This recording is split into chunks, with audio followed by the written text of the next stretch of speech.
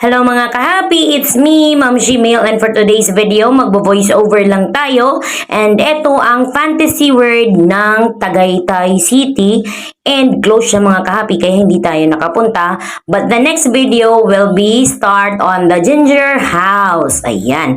As you can see mga ka-happy, pumasok na kami dito sa lugar ng ginger house na kung saan naman talaga namang marami ang tao, lalong-lalo na marami ding mga kids ang nandito sa ginger house kasi talagang ma-enjoy nila ang moment, makipagtakbuhan at makipaghabulan sa kanilang pamilya. Ayan. And as you can see, meron ditong parang wishing wear area ng balon. Ayan, maraming mga pera dyan. Gusto ko na nga sanang kunin kaso bawal. Charing. So, ayun na nga mga ka-happy. Ayan. And lalakad pa kami ni Mama Lynn. Ayan, diba? And eto na ang ginger house mga ka-happy kung saan hinanap ko talaga si Ginger pero hindi ko siya nakita. Charet! Pero hindi, joke lang. Yan ang ginger house ng Tagaytay mga ka-happy at pinasok namin talaga yan ni Mama Lynn dahil excited kaming makita kung ano nga bang nilalaman nitong ginger house ng Tagaytay. And sa nakita namin sa loob ay meron pala ditong parang bake area or pwede kang bumili ng kahit anong tinapay or cupcakes kasi nagbibenta sila mga ka-happy ng iba't ibang uri ng tinapay. And alam niyo naman kung sino ang bida talaga dito sa ginger house. Walang iba kundi si Ginger. O, diba? Bongga. Sa mga hindi nakakakilala kay Ginger, napanood ko po siya unang-una sa cartoon movie ng Shrek. Na talaga namang si Ginger ay ang tinapay na nabuhay talaga naman. And si Ginger din ang nagtanggol para makatawid sila Shrek kasama ng kanyang Big Ginger. Charot. Etong kanyang Big Ginger house na talagang tinapay siya mga ka-happy and talaga namang ang perfect nang gawa nila kay Ginger. Ay si Ginger makulay, Pasko na daw sabi niya. Happy hu to you. Diba bongga? Talaga naman Ginger. And this time naglakad-lakad pa kami mga ka-happy at inikot talaga namin itong the ginger house kasi ang dami naming pwedeng makita dito na kakaiba at bagong-bago sa aming mga mata. Syempre naman mga ka-happy, hindi kami nagpapahuli sa mga picture taking na talaga namang ang area na ito ay best for pictorial naman, diba? Ayan, si Mama Lynn naman ang magpipictorial dahil wala naman talagang ibang makikita nyo dito kundi kami lang muna ni Mama Lynn. And this time, umakyat kami sa second floor nitong ginger house and ito ang mga nakita namin dito. Ayan, meron pa ring Big Bear at Ginger House. And akalain nyo yun mga ka-happy, kasyang-kasya talaga ako sa Ginger Small House na yan. Pak! Picture pa more, diba? Bongga.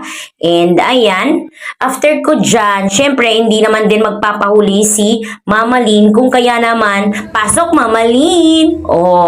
Diba sabi ko sa inyo, dyan lang muna si Mama Lynn kasi malahigante si Mama Lynn, medyo matangkad kaya hindi kasya. So eto na nga, may mga 3, ano bang tawag dyan? Nagbabasa ata sila ng Bible. I really don't know, char, English. And dito, meron silang parang fairy site na makikita mo yung laman sa baba. And pwede ka dito mag-dine in. And pwede kayong kumain sa loob mismo ng ginger house. Bukod sa maganda na ang ambience ng mga background dyan, ay talaga namang perfect timing din ito para mag-relax at makakain kayo kapag gutom na. Ayan, marami din silang mga teddy bear about kay Ginger. Iba't ibang klaseng ginger ang meron dito. May payat, mataba.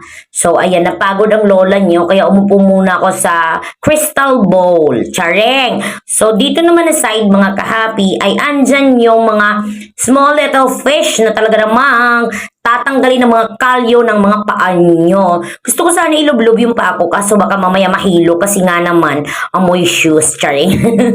So ayan, pictorial ulit kami ni Mama Lynn at lakad-lakad ulit. Kapag may nakikita kaming magandang view ay arat agad, ganun, o diba? Sige pa Ma'am Shimil, post mo yan, o diba bongga? Nawawalang Elsa.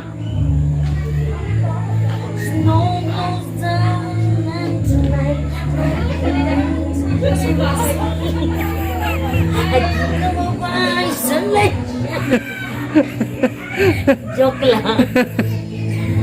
O diba mga kahapi, nakita nyo na naman yung kalokohan ko, diba? Nag-ala frozen muna tayo ng very light.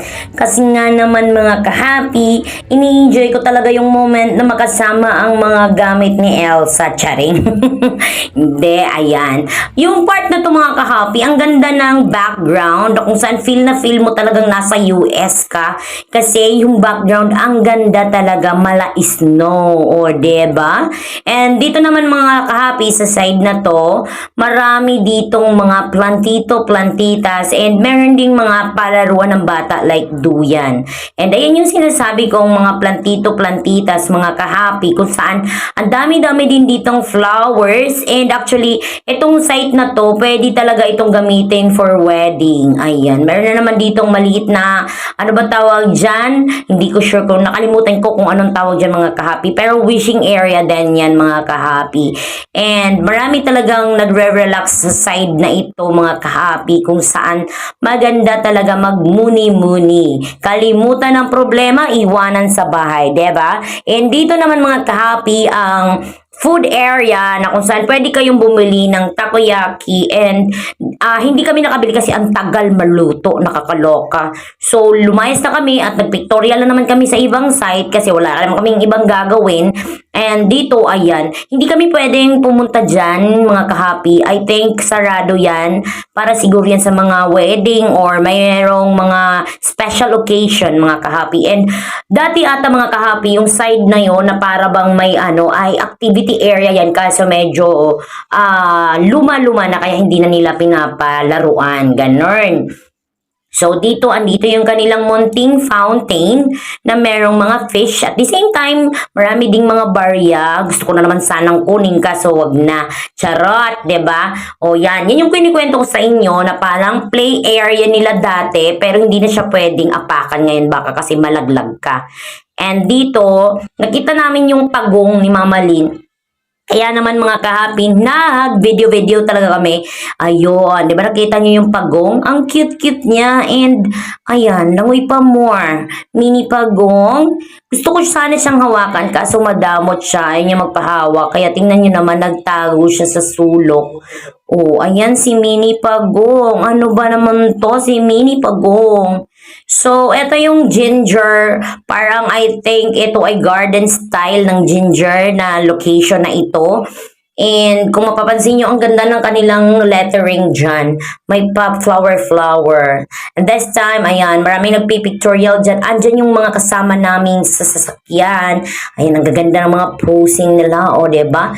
Napagod na si Reindeer, kaya, ayun, natumba. Tapos, dito naman sa side ay parang cupcake area nila yun doon. And dito, ang village area ng mga little house na gumagalaw. And as you can see, si Santa Claus ay namimigay na ng kanyang gifts. Char! O, ayan yung sinasabi kong mini house ng mga ginger. Ang liliit nila talaga, ang mga bahay na yun, pero may mga ilaw sila. And maraming mga ginger house dyan. Talaga naman mga kahapi. Small village ang tawag ata dyan. Hindi ako sure, pero isusure ko yan. Chare! So, ayan, kinakaptured namin ang mga moment dahil talagang minsan, once in a lifetime lang ito namin napuntahan. At sana maulit muli. Charot! Andito ako sa stage mga kahapi, ayan. Meron kasi akong concert dyan and Diyos ko day, hindi natuloy kasi nagsilayasan ng tao. Paano ba naman akala daw nila artista yung pala walang kwenta?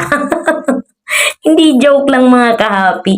Nagpictorial lang talaga ako. After ko naman, si Mama Lynn naman, oh ayan, Aura pa more, Mama Lynn. O, diba? Bonggang lakas makabagets ng lugar na ito sa amin ni Mama Lynn para tuloy kaming bumalik sa aming pagka 10 years old. Charot! O, diba? Ang ganda ng location at ang ganda talaga ng lugar kung saan pwede ka talagang mag-pictorial sa area na yan. And, ayan, lakad-lakad ulit kami ni Mama Lynn kung saan na kami napapadpad ni Mama Lynn dyan.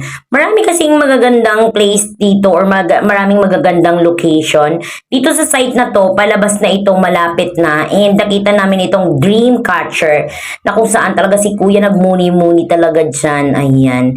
And balak talaga namin mag-pictorial dyan ni Mama Lynn. But inintay muna namin umalis si Kuya and nung umalis na, ayan, aura pa more, Ma'am Chinil. Ayan, pasok sa loob. Pagpasok, may nakita na naman kaming best location for pictorial area. Syempre, papahuli pa ba ako? Hindi, no, minsan lang yan. Kaya, aura-aura pa rin. Kahit anong mangyari dyan, aura pa more. O, di ba, bongga? Sipag-sipag kasi ni Mama Lynn mag-pictorial. Di, i-push natin yan. O, ayan na naman si Ma'am Shimil. Uma-aura-aura trampa na naman dyan. Chareret! O, diba, Ma'am Shimil? Ang saya mo. So, this time mga ka-happy, kinaptured namin itong flowers na nakasabit dito. And medyo marami ng mga nalanta, but marami pa rin magagandang flowers ang nakita namin. And mga tunay yan mga ka-happy, hindi yan siya plastic mga ka-happy. Kaya talagang ang ganda talaga i-captured ng moment na makita namin itong bulaklak na ito. But hindi namin siya kilala actually kasi walang nakalagay na name kung anong klaseng bulaklak ang nakasabit dito or tinanim nila dito. So, ayan.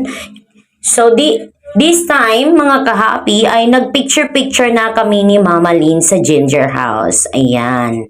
O, di ba, bongga? Ang lakas maka-aura, ang lakas ng dating. Ibang-iba talaga, mga ka-happy. O, pak, post pa more, Ma'am Chinil, 'di ba, Mama Lynn? O, 'di ba? Ang ganda talaga ng moment na ito, mga ka-happy. Talagang hindi ko ito malilimutan. At best experience namin ito ni Mama Lynn na talagang nakarating kami sa area na ito. And mga ka-happy, sana nagustuhan nyo itong aming video.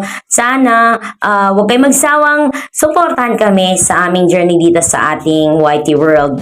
So, hope you like it and enjoy it. Don't forget to like and subscribe to our YouTube channel for more upcoming videos. Just stay happy and simple from Happy Simple Moms. Subscribe. Bye mga ka-happy!